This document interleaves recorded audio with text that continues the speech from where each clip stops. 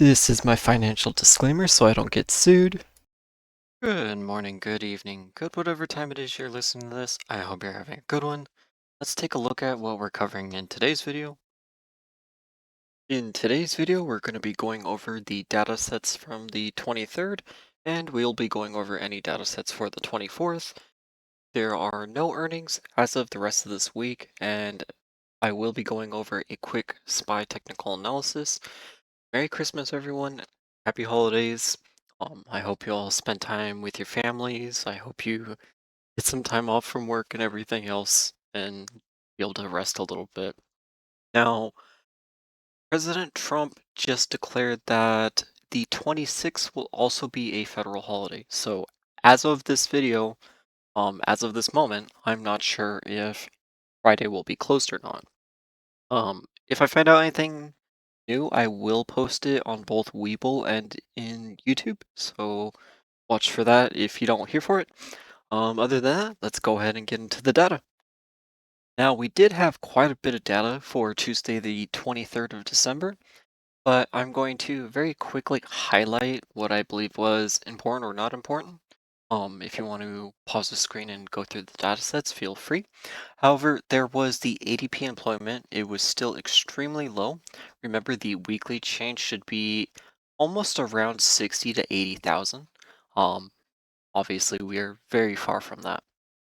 The GDP quarter over quarter came in extremely elevated. 4.3% is pristine. However, we're going to circle back to that in a second.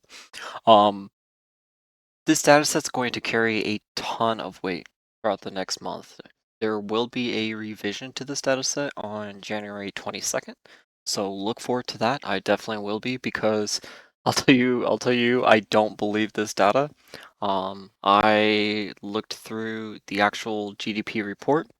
It was a 12-page report, and either on page 5 or 6, it's missing almost half the report. Um, Aside from that, there was still issues with imports, and there was very, very extremely elevated government spending. So we'll see. However, I'm extremely skeptical about this data, and we'll cover why I'm even more skeptical about it in a moment here.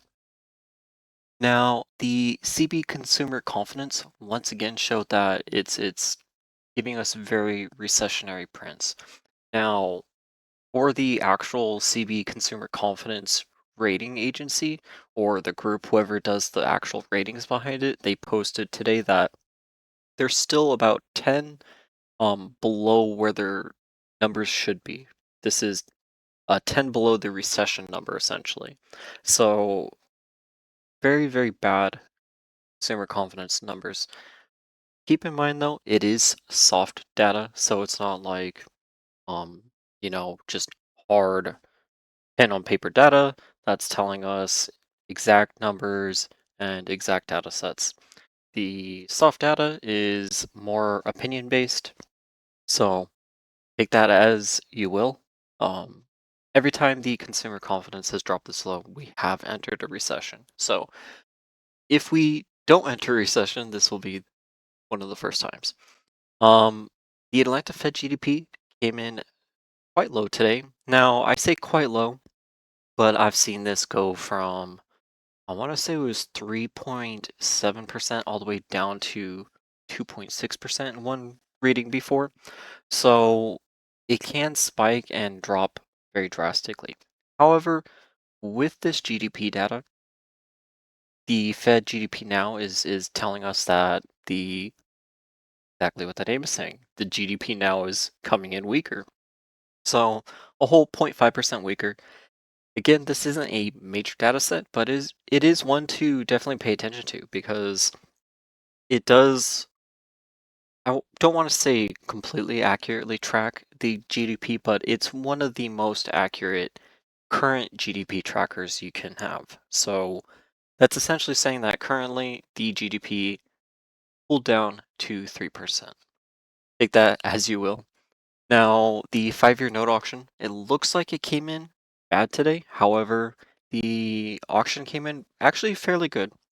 Now, it did have a very slight tail, And the reason why it did have that tail is because the yields were extremely elevated due to the GDP print this morning. So going into the auction today, the yields were already above, what the expectation was. So people were already bidding into that. So there was a slight tail on the auction today. Um, However, the dealers only had to take 6% of the notes. The vast majority of the notes were bid by other participants. So that's saying that for the 5-year duration that people are starting to want to buy this. Now, why would you want to buy into a 3.7-ish? Now, granted, that's the high yield. Most people do not get the high yield, so that could have been anywhere between the 3.4 to 3.6%. I don't know the exacts right now, but if you're really interested, you can pull up the data by going to um, the treasury.gov, and you'll be able to see that. With that said, this would not be this low if this GDP price was correct. This type of GDP is saying that the economy is absolutely booming. We are seeing zero signals of labor market weakness, that we are seeing zero signals of consumer weakness, that we're seeing zero signals of just company weakness. And if you've been paying attention to the news for the last 3 or 4 months, we've been hearing not only mainstream media, but the Fed has specifically been adding the word layoffs to their language, which that wasn't in the language before. Um, that's something that has been drastically increasing. The Fed would know about this type of GDP increase if yeah, it doesn't make sense. You would not be cutting into this type of GDP. This is the type of GDP you'd actually be hiking into. Um, it's very off. So I have my concerns. There is 2 more revisions to this data set, and I heavily think that it will be revised downward. Now, another thing about this data set was that, and I don't have the exact quote, but I did read it from one of the leaders of whoever posts the actual GDP. Um, they specifically stated that this GDP is being held in same regards as a Q2 GDP print. That is, gosh, I don't remember the word they have. It was like supplemented or um, basically, it's going to be slightly inflated. It's being read as a slightly inflated Q2 print. So can that be contributing to this 4.3%? Absolutely. So I'm very skeptical about this reading. Um, After we started getting the CB consumer confidence reading today, the yields stopped going upward. They just dropped for the rest of the day, and you saw quite a bit of buying enter into defensives. We were seeing precious metals rally the entire day. We were seeing bonds actually being bought into, so TLT was seeing buying. You would not be seeing TLT buying on a actual 4.3% GDP print. TLT would be that's the type of news where you have like a whole -2 or 3% type TLT day. So I'm extremely skeptical when I see this data set and TLT actually ended green for the day. Um, this data set almost made me cut all of my TLT positions. It was that bad of a data set.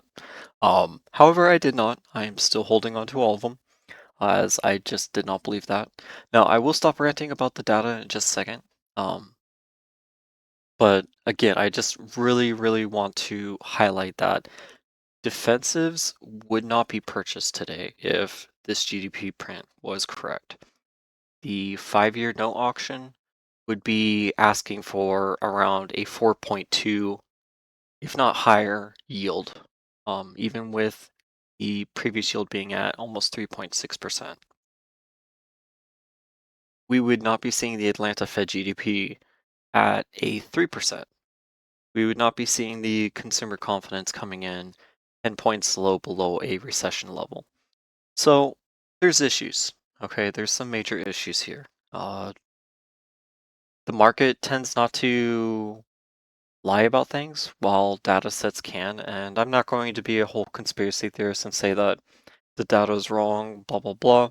However, um, the market is essentially acting like this data did not come out today. Um, it's very, very weird that we saw the price action that we did when we had such an elevated reading. So that's telling me the market isn't buying it, at least not currently.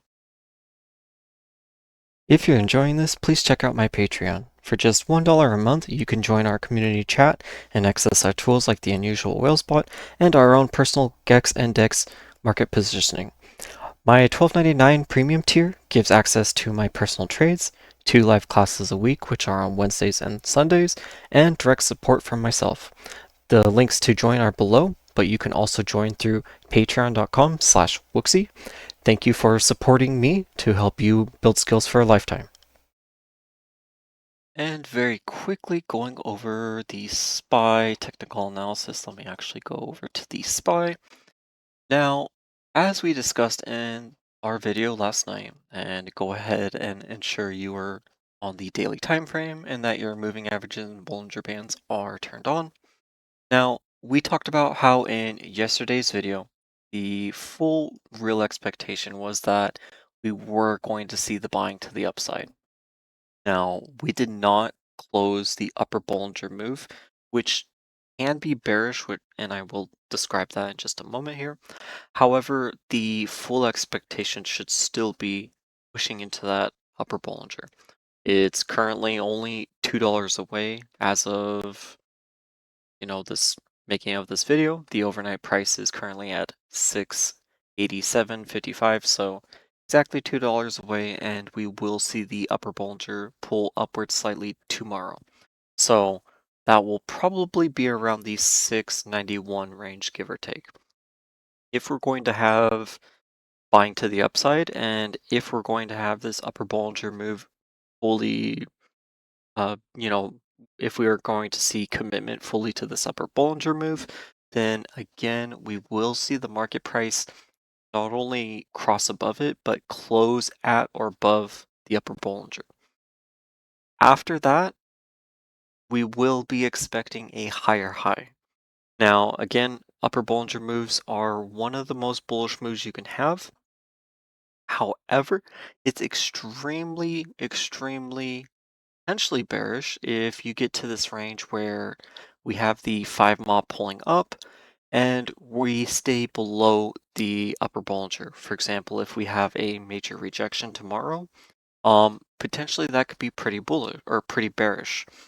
Now, the reason why I say that is because prior to some of the major sell-offs we've had throughout the last few years, we noticed that the market likes to reject the upper Bollinger move, and it will stay right above the upper boll or right above the 5 MA and really not take either of those, and then all of a sudden it just kind of drops. Um, Very consistent move. It does not happen each and every time, but it is a very consistent move, and it's enough that you should be concerned about it. With that said, though, the full expectation should really be to that 691 or higher, very likely tomorrow. Now, again, tomorrow will be a short day. The markets close at 1 p.m. EST, so be aware of that. And going over the microstructure, and I do want to talk about the 5 MA really quick.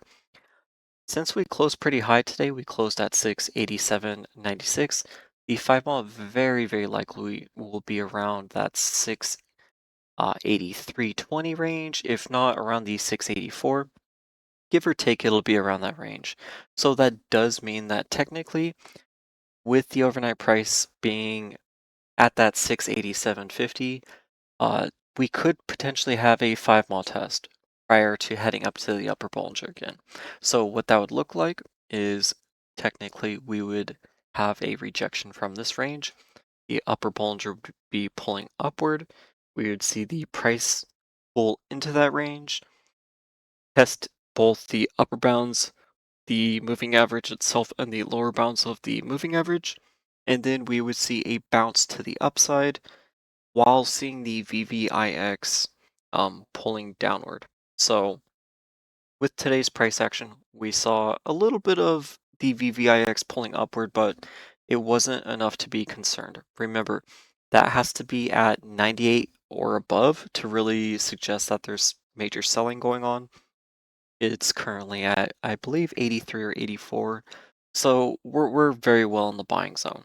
This is telling me that the market very, very likely wants to take that level tomorrow. And that'd be a good way to do the Santa rally and everything else.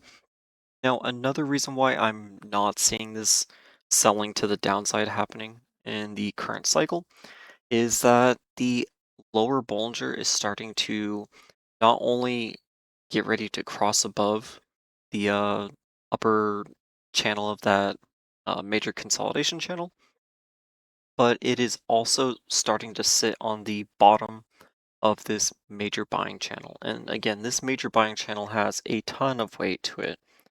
It's been going on since the April sell-off, so it's been holding the price action the entire way.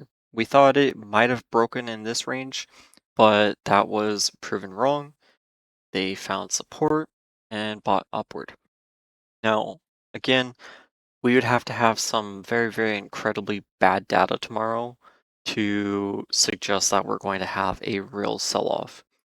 If we have any selling tomorrow, the real expectation would be that 5 mile range, and you're going to be responsible and write that down or make a note of where that level's at, so that if we do pull down, you will know to buy up the 5 mile and be prepared for the move upward. If we do have a 5 mile test tomorrow, that means that the upper Bollinger will still continue moving higher. And when the market opens again, whether it's going to be on that Friday session, if the market is open that day, or on Monday of next week, we would almost certainly see the upside towards the upper Bollinger. So yeah, and we also have the ADL, which again, very, very quickly, that's like a bank account. If you see it going up, money is entering the fund or the symbol. If it is moving down, then money is exiting it. It is pushing back up to all-time highs.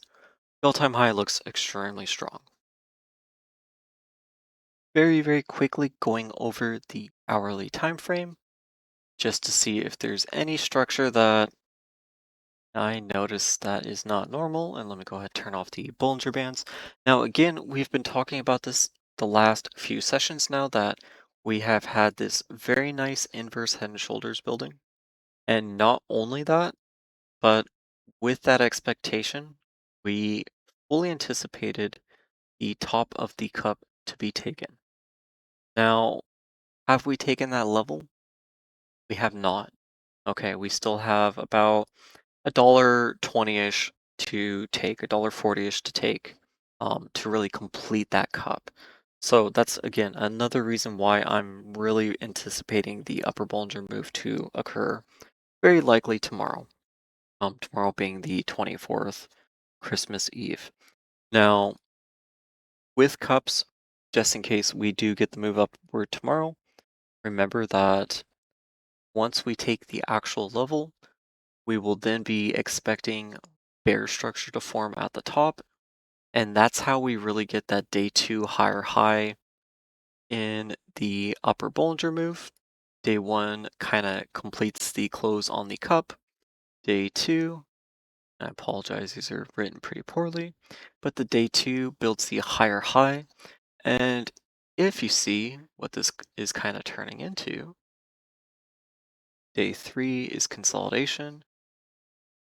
That starts creating somewhat of a head and shoulders pattern, and I will go ahead and change the colors on this just to make it a little easier to see. And I apologize for my viewers that are colorblind, but it is the bearish structure at the top that we're really anticipating, um, to again take us downward because that's how we get the handle for our cup. That's how we start pulling downward. And then we expect bullish structure at the bottom. And then we push to that 700 plus all-time high level. Um, so yeah, either we're going to be pushing the upper Bollinger tomorrow, or we're going to be having that 5 mod test to the downside and then bouncing upward. So the buying opportunities are very, very good. Uh, I would not be bullish right now. It's everything's telling me that the market is going to be buying to the upside. It looks very, very strong right now. And with that said, I'm going to go ahead and end the video here. I will be releasing a video on TLT tomorrow, very likely during the intraday. So look forward to that. I have a ton to write or talk about in that video, so I definitely look forward to making it, and tomorrow is the perfect time. Uh, yeah, other than that, I hope everyone has a great night, and I look forward to seeing you all in tomorrow's video, and yeah, have a great Christmas. If we don't talk until Monday, if for example the Friday session is canceled. So just be watching your news alerts and everything. Will alert everybody if the market is canceled for that day. So have a great evening, have a great morning, and I will see you in the next one.